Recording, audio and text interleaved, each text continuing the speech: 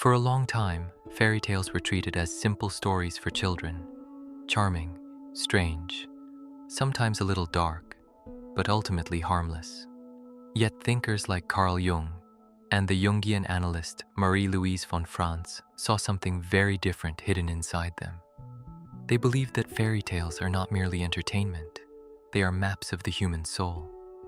Across centuries and cultures, these stories preserved images that speak directly to the deepest layers of the psyche, the part of us that dreams, fears, desires, and searches for meaning. In this view, the kings, forests, witches, and enchanted objects that appear in fairy tales are not random inventions. They are symbolic expressions of inner psychological forces that live within every human being. When we read these stories through a psychological lens, something remarkable happens.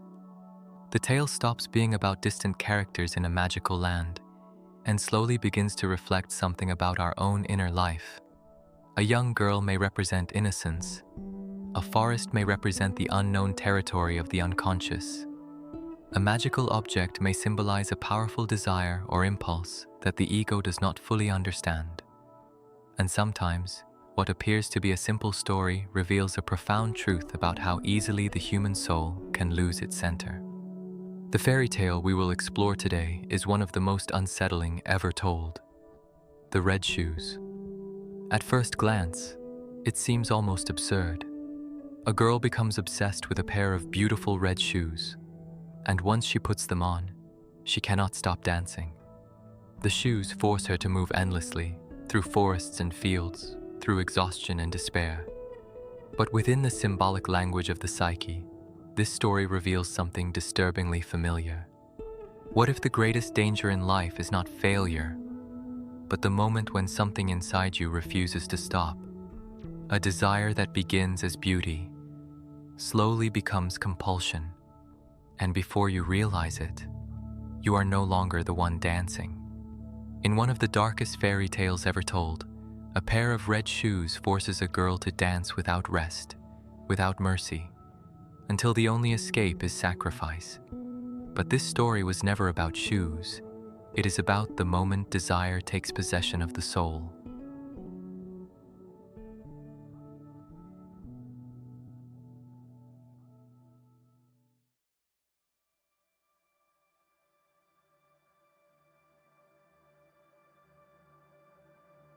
Every dangerous story begins with something beautiful. In The Red Shoes, the girl does not begin as vain or corrupted.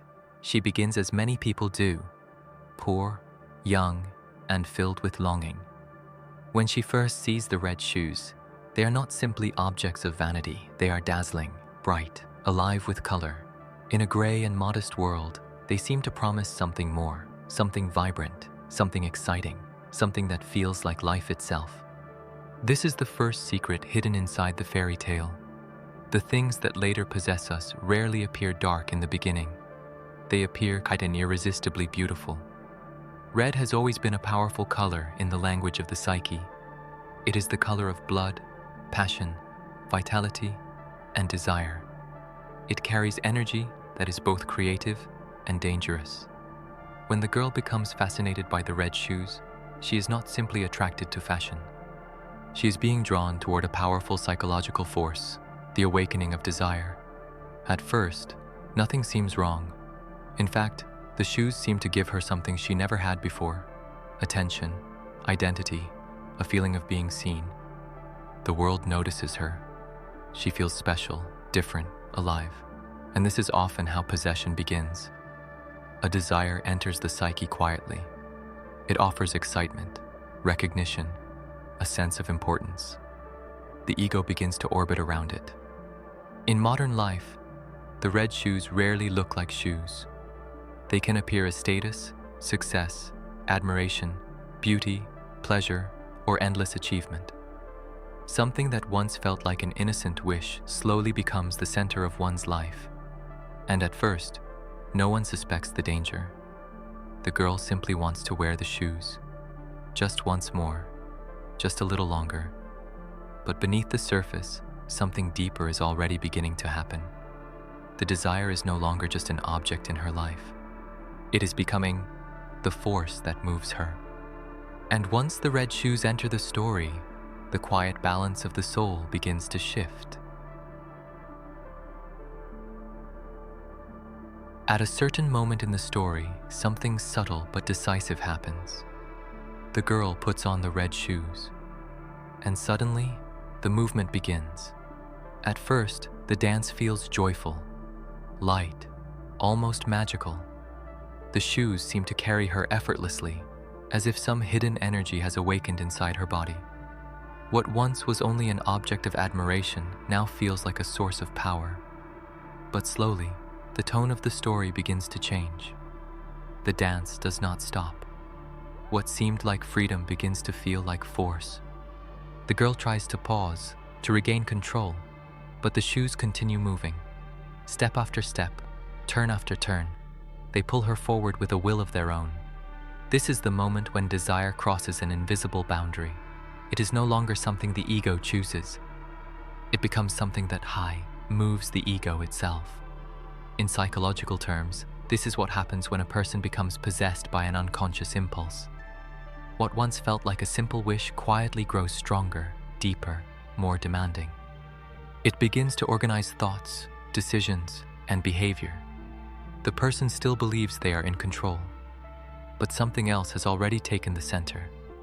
Fairy tales often show this transformation through enchantment, a ring that cannot be removed, a spell that traps someone in sleep, a magical object that refuses to release its holder. These images are symbolic ways of describing a very real human experience. A person may become possessed by ambition, by the need for admiration, by pleasure, beauty, success, or power. The desire itself is not evil. In fact, it often begins with something deeply human, the longing to feel alive, meaningful, or recognized. But when the ego begins to identify completely with that desire, something dangerous happens. The psyche loses its balance. Instead of being one element among many within the soul, the desire becomes the high center of gravity. Everything begins to revolve around it. Life narrows. Choices become predictable. The person repeats the same movement again and again, often without understanding why. And this is precisely what the endless dance of the red shoes represents. A movement that cannot stop. The girl does not dance because she wants to anymore. She dances because she must. She is carried through fields, villages, forests, through places where no one dances willingly. The story exaggerates the image in order to make the psychological truth visible. When desire becomes possession, the individual loses the ability to step out of the rhythm. And perhaps the most frightening part is this. From the outside, it may still look beautiful. But inside, the dancer has already lost the freedom to stop. Once the red shoes take hold, the girl's life is no longer her own. The dance continues, through villages, through open fields, through forests and empty roads. Day and night, the movement does not stop. The girl is exhausted. She begs for rest. She tries to sit, to slow down, to regain control over her own body. But the shoes carry her forward with relentless force. Every step she takes only leads to another step. And this is where the fairy tale reveals its deepest psychological truth. There is a moment in human life when a pattern begins to repeat itself without conscious choice. A person promises themselves they will stop. They see the damage being done. They feel the exhaustion building inside them. And yet somehow, the movement continues. The psyche begins to circle around the same impulse again and again, like a dancer trapped inside a rhythm that cannot be broken.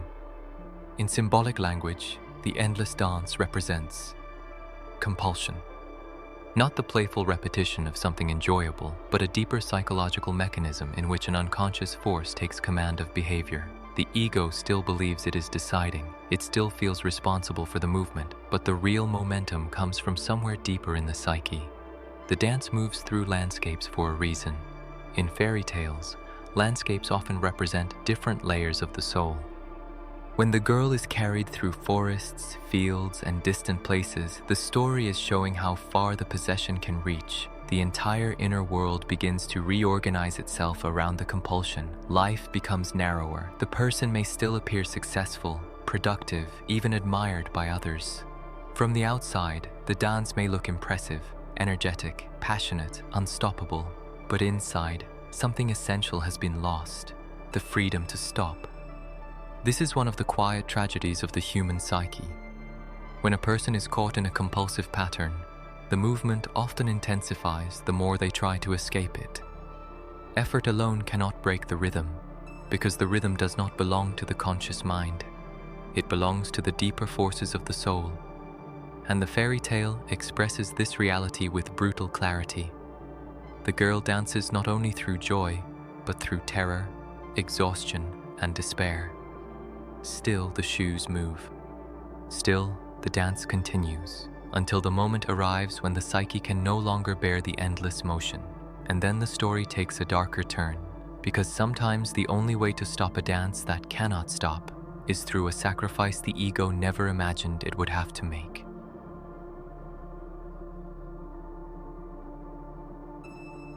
Every fairy tale that deals with possession eventually arrives at a painful truth. Nothing that captures the soul comes without a cost.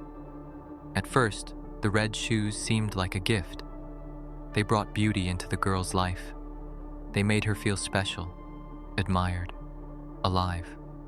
But the deeper she sinks into the endless dance, the more the story reveals the hidden price of that fascination. Her joy turns into exhaustion. Her freedom turns into compulsion. And what once felt like vitality now begins to consume her. This transformation reflects something profoundly human. When a desire grows unchecked inside the psyche, it slowly begins to demand more and more of the person who carries it. Time, energy, relationships, health, meaning, all of it can be pulled into the orbit of that single force. What began as a spark becomes a fire, and eventually, the fire asks for fuel. In the fairy tale, the girl is no longer dancing in celebration. She is dancing in terror. Her body moves against her will. Her soul longs for stillness, but the rhythm continues without mercy. The story exaggerates the image so we can see the psychological truth more clearly. When an unconscious desire dominates the personality, life itself begins to narrow. The person becomes trapped inside a single pattern of movement. Even when suffering becomes obvious, the compulsion continues. This is why many traditional fairy tales contain an element that modern storytelling often avoids: suffering as a form of revelation. The girl begins to understand something terrible. The shoes that once made her feel powerful are now stronger than she is. And in that realization, a deeper awareness begins to emerge. The ego, which once proudly embraced the shoes, slowly discovers its own limitations. It cannot simply command the dance to stop. It cannot reason its way out of the enchantment. Something more radical will be required. In symbolic language, fairy tales often show that when the psyche becomes possessed, a sacrifice must occur. Not as punishment, but as transformation. Something that once seemed essential must be relinquished so that the soul can recover its center. But this moment does not come easily. Before the possibility of liberation appears, the individual must first confront the full weight of the desire that has taken control, and the girl, still carried forward by the relentless rhythm of the red shoes, is about to reach the most terrifying moment of the story, because the dance will not stop until a price is finally paid.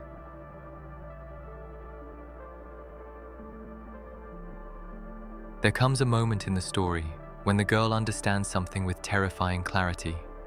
The dance will never stop, not through effort, not through pleading, not through exhaustion. The red shoes have taken full possession of her movement. What once felt like beauty has become an inescapable prison. And in that moment, the fairy tale reveals one of its most shocking images. The girl begs for the only solution left. She asks that her feet be cut off. To modern ears, the image feels brutal, almost unbearable. Why would a fairy tale demand something so extreme? But in the symbolic language of the psyche, this act is not about violence. It is about sacrifice. The painful separation from something the ego once believed it could not live without. The feet are not chosen by accident. Feet are what allow us to move through the world. They represent direction, action, and the path we follow in life. When the girl asks to lose them, the story is showing something psychologically profound. She is willing to give up the very movement that has defined her existence. This is the moment when the ego finally recognizes its own captivity. For a long time, the girl believed the shoes gave her life. They gave her excitement, identity, and recognition. But now she sees the truth. The shoes have been moving her all along, and to break the enchantment, something within her must be surrendered. In many fairy tales, transformation requires a symbolic death. Not the death of the body, but the death of an inflated identity, the version of ourselves that has become too tightly bound to a single desire or illusion. The cutting off of the feet represents this terrible moment of psychological truth. Something must end. Something that once felt precious must be relinquished. Only then can the soul step out of the endless dance. But the story does not make this liberation easy or clean. Even after the act, the enchanted shoes continue dancing on their own, carrying the severed feet with them across the landscape. The image is haunting. It suggests that the force which once possessed the girl does not simply disappear. The energy continues its movement somewhere outside of her. The compulsion still exists, but it no longer governs her soul. And this is the paradox at the heart of many deep transformations. Liberation is not achieved by destroying desire. It is achieved by separating the self from its possession. The girl loses something precious in this process. A part of her former life disappears forever. But in that terrible loss, the dance finally ends. And for the first time since the red shoes entered her life, silence becomes possible again.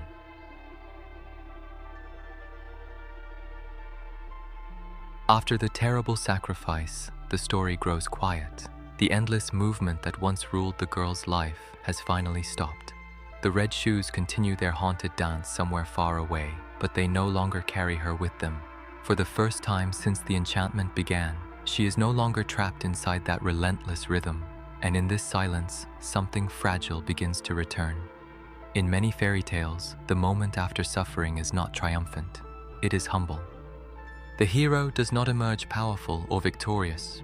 Instead, they become simpler, quieter, more grounded in something real. This is the psychological meaning hidden in the final movement of the story. When the girl loses the red shoes and the identity that was bound to them, she also loses the illusion that desire alone can give life meaning. The glittering image that once captivated her has fallen away. What remains is something more vulnerable, but also more human. Her soul begins to return. In the symbolic language of fairy tales, the soul often reappears when the ego finally releases its obsession with control, status, or fascination. The psyche regains balance not through domination, but through humility. The girl who once could not stop dancing now learns a different kind of movement, stillness. And in that stillness, a deeper center slowly emerges. Many traditional versions of the tale end with the girl entering a sacred space, a place of prayer and reflection. Psychologically, this moment represents the reconnection with something greater than the restless ego. What depth psychology sometimes calls the deeper organizing center of the personality. Not the voice of impulse, not the voice of vanity, but a quieter inner authority. The fairy tale closes not with celebration, but with reconciliation. The girl is no longer possessed by the red shoes. The desire that once dominated her life has lost its power. Yet the story leaves us with an unsettling question. Because the red shoes did not appear only in a distant fairy tale, they appear in every human life. Each of us encounters something that shines a little too brightly, something that promises vitality, admiration, or escape. Something that whispers that if we only follow it far enough, we will finally feel complete. But the old story asks us to wonder, what in your life might be dancing you, while you still believe you are the one dancing?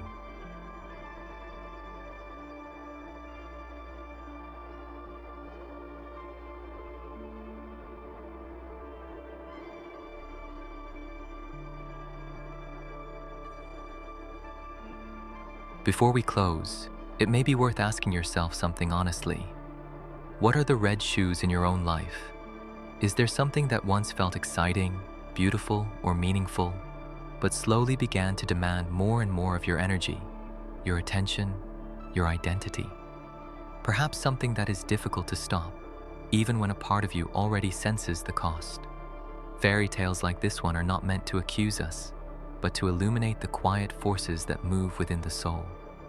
And sometimes the most important step toward freedom begins with a simple moment of awareness, recognizing the rhythm we may have been unconsciously dancing for years.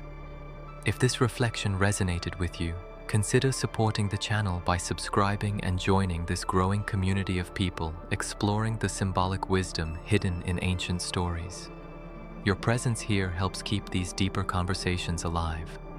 And if this story made you think of something in your own life, feel free to share your thoughts in the comments. These reflections often open meaningful dialogues for others as well. Thank you for spending this time exploring the psychology of fairy tales.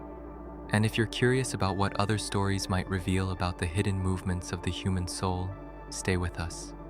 There are many more journeys ahead. Until the next video.